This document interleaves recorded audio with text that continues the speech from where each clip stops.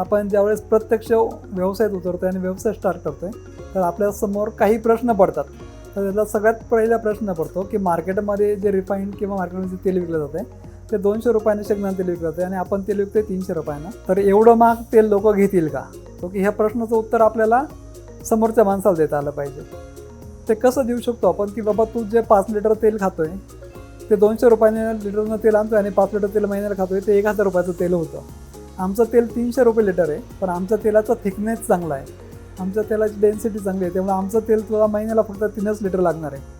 उलट आणि आमचं तेल होतंय 300 रुपयांना 3 किलो 900 रुपयाचं होतं आहे. तर उलट तुझे 100 रुपये वाचतात, 100 रुपये तुझा एक्स्ट्रा बेनिफिट होतो आहे आणि तुला चांगलं काहीतरी खायला मिळते जे तुझ्या बॉडीला गरजेचं आहे, ज्याच्यामध्ये न्यूट्रिएंट व्हॅल्यू चांगलं आहे, ज्याच्यामध्ये विटॅमिन्स चांगले आहेत, असा काहीतरी चांगला प्रॉडक्ट तुला मिळतो आहे आणि तुझे पैसे वाचतात. हे आपल्याला त्याला समजून सांगता आलं पाहिजे, हे आपल्याला त्याला पटवून देता आलं पाहिजे.